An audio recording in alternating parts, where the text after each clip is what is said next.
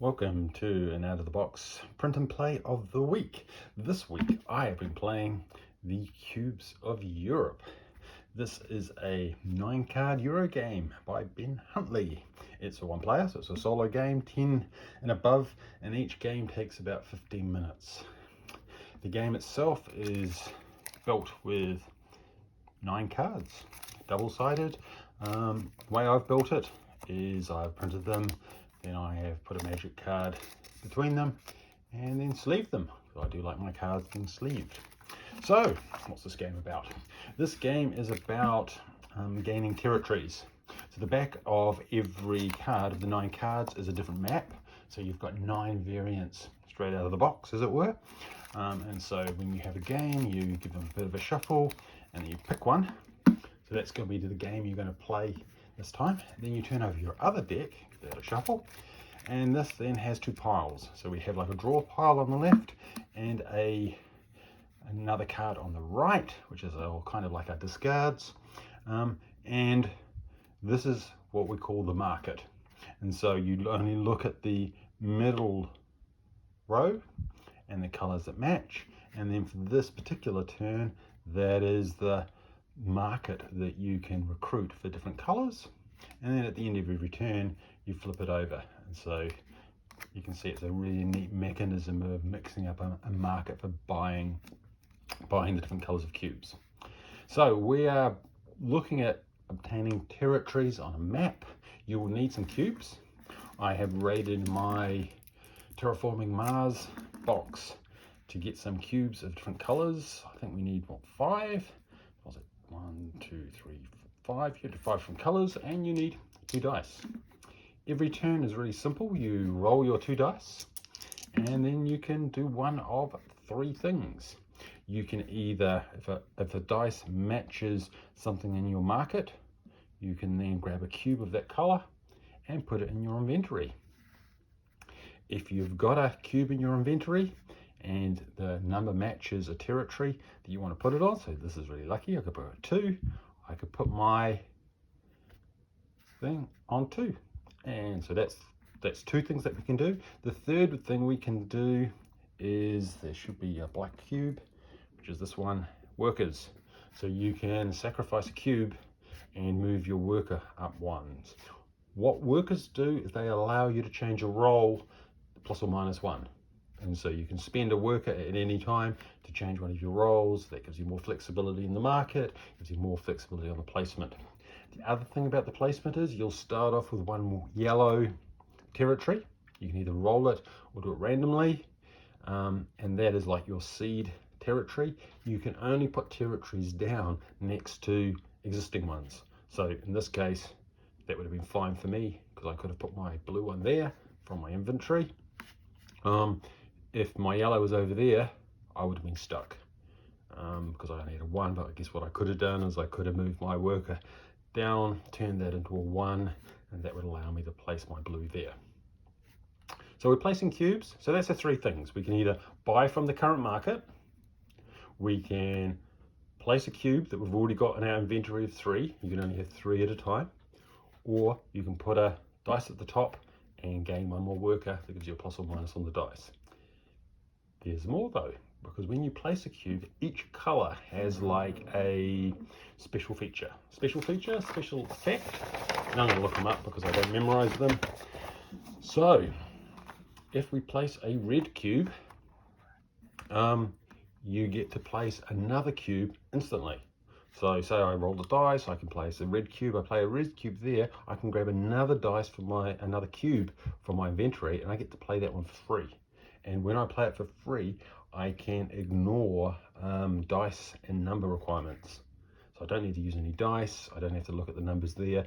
I could, if I had a blue one, I put a red one there. It has to be adjacent, not to the one you put, it has to be adjacent to your other territories, but you can then play that. And then you'd also get the ability from the blue one. And a blue one is you get a extra worker. So you can build this kind of chain of combos. Say you've got 2 red and a blue, and you can place the first red, you get to place the second one for free, and then use that one to place the blue one, and you can actually place 3 in a turn. So you can build up these quite interesting combos, and that then determines what you want to buy from your market, because you wouldn't want to place a red when you had empty slots, because you'd lose that extra. So reds allow you to do an extra one.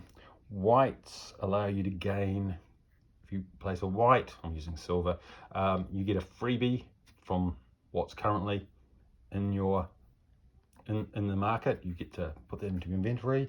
If it's blue, we've seen that, you get an extra worker, so that's handy. A green gives you +1 at the end of the game, so you get an extra point. And then the yellow is special. So you only start with 3 yellow cubes, and 1 yellow cube goes on the board right at the beginning. When you get through when you get to the final market, so the final market, you'll have 1 card on the left. Once that one's done, you reshuffle and make a new market, and we go through the deck twice.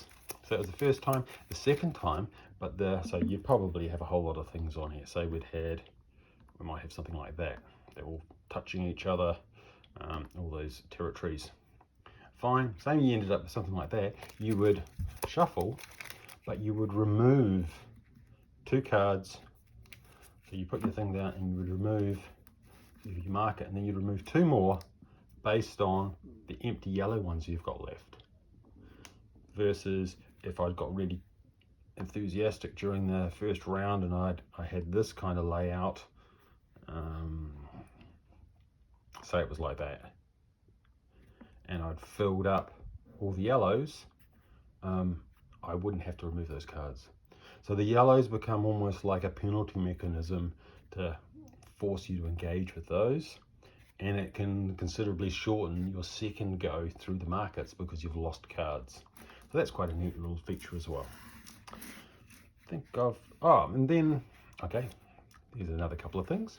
You'll note down here there's special abilities. So if you look at this one, you zoom it in, at the game end, get 1 point for each placed red cube. And there's all kinds of different abilities that are either for end game, or some of them are active. So this one, for example, placing a cube, you have to plus or minus it. So if you get a 3, you'll be using it as a 2 or a 4 if you're placing a cube. So that one's an active one that will happen during the game. These only become useful after you place a yellow cube, because they're yellow. So say you've started there and you've done a blue one, there's another blue one, and you decided, okay, I'm going to place a yellow one. At the turn that you finish placing the yellow one, you get to take the card that is on the right hand side of the market, and that slides under. And then that becomes active for the rest of the game. So if it's an active game one, it'll happen. If it's an end game one, it'll help with the scoring. Because you can only place 2 yellow cubes, you're only ever going to have 2 extra abilities under there. So it's also a matter of, well, do I want to place the yellow cube now and get that one, or do I want to hold it to the next round and hopefully you can see what's coming up because it's going to be moving over. And so you can go, well, I'll wait a turn and I'll grab it. But you can only move things that are in your inventory. So you've got to make sure you've got a yellow when you want to use it. So we've finished the game. We've got a whole lot of cubes that are all over different territories. And then there's a scoring mechanism. And so there's a set of instructions at the back. Here we go, end of game scoring. So first of all, we score territories. So that's colours that are linked. And so you'd have a table. So if you've only got 1 in a territory, it's worth 1 point. These ones are 2s. So I would get 3 points for those. If I was going to score this, I'd get 3, 6, 7. Because I get 1 for the yellow and 3 for each of those. And they kind of chain up depending on the board.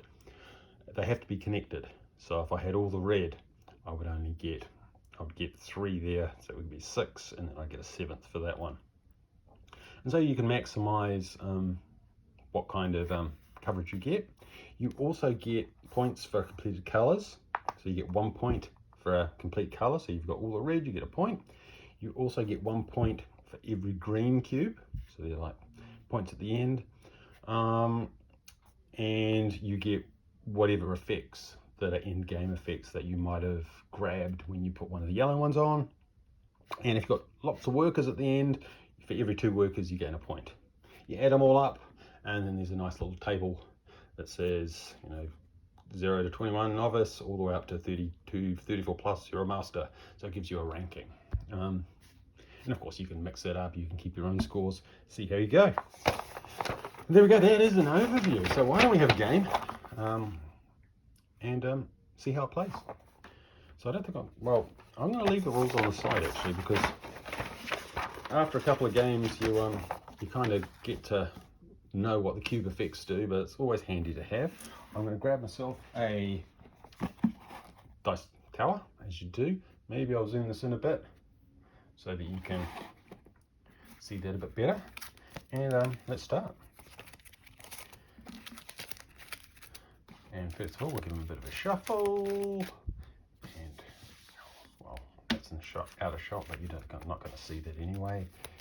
I'm going to read out what we do as we go through, so you've got a fairly good idea of what's happening. So I'm going to grab one from the middle. That is going to be our map for this game. I'll give this a bit of a shuffle, turn it over, make our first market. So one of the things you've got to look out for is, because not every colour is represented in every market, is the yellows.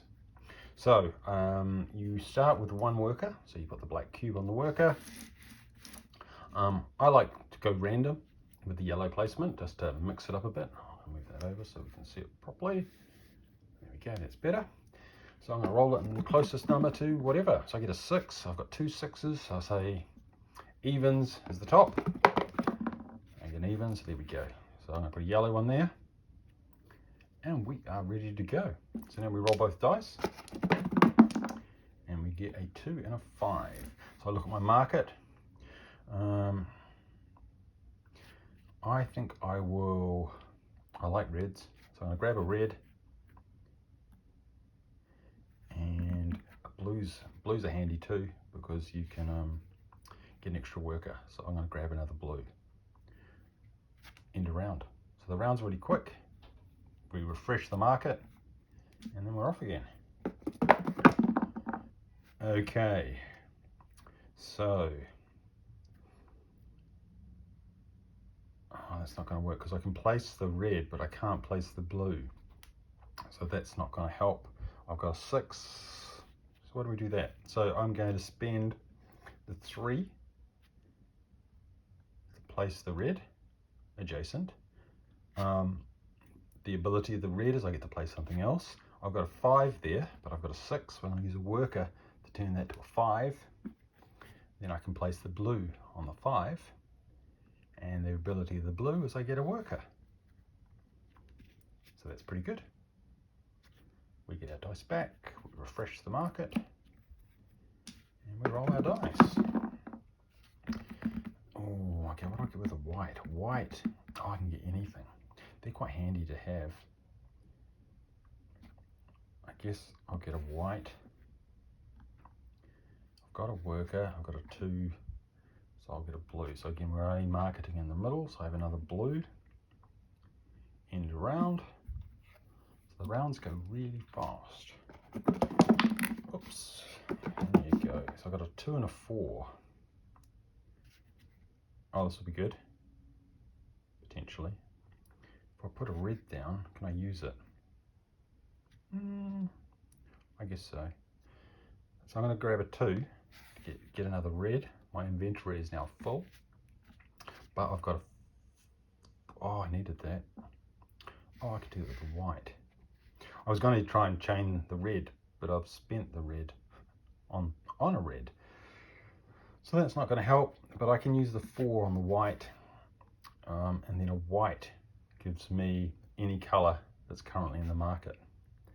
I think I'm going to get another red, because that's fun to chain. And around, yellows haven't turned up, and there it is. Okay, now I've got a yellow, and I better grab it. Okay. Okay, I don't have a green. Oh, you don't have to worry about those. I can't place it. I want to place the blue, but I won't be able to place the blue because I can't get adjacent with my reds, so that's a bit of a pain. Okay, well, we'll do what we can, which is, if I go that way, I can't even use my other red either. Oh, I can do both reds, but I'm going to do waste, but I'll clear up some space. Bit of a waste, but we'll give it a go anyway. So I'll spend a worker to turn that into a 2. So I get to go there. That chains, I can't use the blue, but I can use the red. And then again, I can't use the blue, but I got some space. I'm going to use the 6. I should have tried to get the yellow, but maybe next round. I grab a green. No, actually, I think I'm going to grab a worker. Because having a worker is always handy if you want to manipulate the dice. End of round.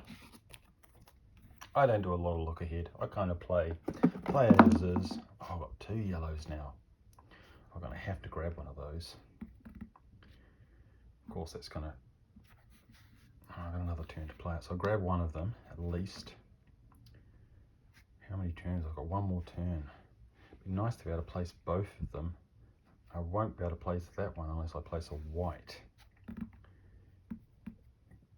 which is a bit of a pain. What have I got? I've got a 6.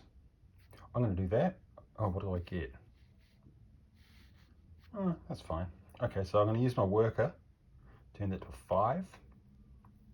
That allows me to place my yellow, and I get this card.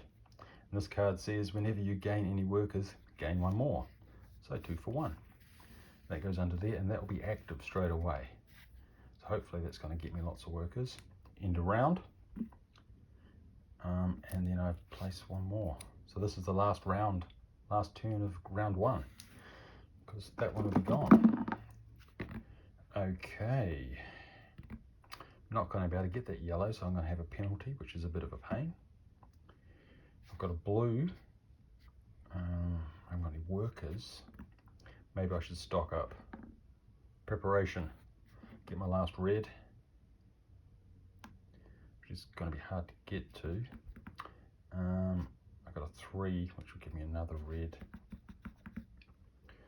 Okay, I'm going to gain a worker, and that'll get me 2 using my card.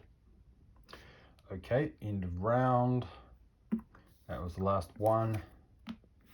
Can't have a single market, so get to reshuffle those. And then we stick these down. And because I've got an empty yellow one, I get a 1 card penalty. So this round is going to be that much faster. That's a 2 off screen. Okay, 2 is not going to help me because I want to get to that red. And I can't get to that red easily. Can't even get to the blue. Okay, I'm going to spend a worker to turn my 3 into a 4. It allows me to place a blue. And a blue gains me a worker, and I gain 2 more, which is pretty good. Still got a red I can't use. Maybe I should get some greens, because I need some greens to kind of fill some gaps. Can I get a green on a 2? Okay, that's that one done. And we're off. 5 and a 3.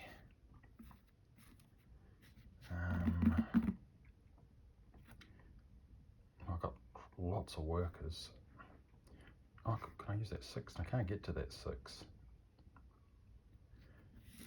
Well, let's, I don't really care about the yellow. I should try and fill some things in. I'm doing pretty badly, actually. I'm going to score terribly. Why don't we use a worker to turn that into a 6? And then I can place my green. I think I'll place my green there. And then I've got a 3. Should give me another green. Do I want a green? Kind of want a white. I can't get a white. Oh, the numbers wrap as well, so you can go from a 1 to a 6 and a 6 to a 1. If you were curious, I'll get another green. They're worth 1 point. Okay, end of round, end of turn. Okay. Okay, a 6 and a 4. Well, 6 is going to get the white I want. And the 4, I could place it. Okay, I'm going to do that. So 6 gets me a white. And then I'll spend the 4 to place it. What do I get with a white? Oh, I get to gain another colour. I think I'll grab the yellow, because at least I could complete yellow. Big gap there. Okay. Not many turns left, maybe 2 turns. Oh, both off screen, a 2 and a 6. Okay, so the 2's good, and the 6 is good. So I can play the 2 that allows me to pay my red. That's my last red. And I can chain that with a 6 to place my last yellow. And I probably should have looked at that, because I'm gaining that, which says when placing the cube, you get the plus or minus the dice number, which just requires a bit more thought. Okay, I don't have many turns left, so it's going to be less of an issue. Okay, this is the last turn. Oh dear. 4 and a 1. Okay, so it's a 4, but I have to plus or minus it, so I'll turn it into a 5. That allows me to place my green.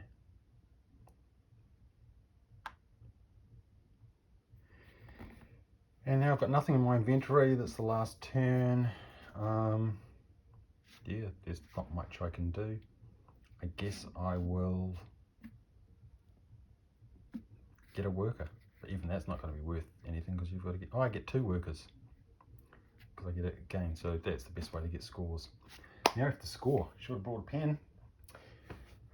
Ooh, scoring. Okay, let's have a look at the scoring. Should look that up. Scoring, end of game. Okay, so in terms of territories, that's with 1, 2, 3, 6, 7, 8, 9, 10, 11, 12, 13, 14, which is pretty bad because they're all singles. I get 1 for completed colour, so it's 14, so that's going to be 15 for the yellow, 16 for red. Then I get 17, 18 for the 2 greens, and I get 2 for each of the workers, 2 workers, so that's 20. That's horrendous. Harder than it looks. So I got 20, so I'm a novice. So, you know, playing it a bit more strategically, filling in colours, growing it, so you can see that it's a weird shape. Anyhow, that is Cubes of Europe. Very neat, 9 cards. Very much enjoying that, and that's why I made it my PNP of the week. Don't forget to subscribe and like.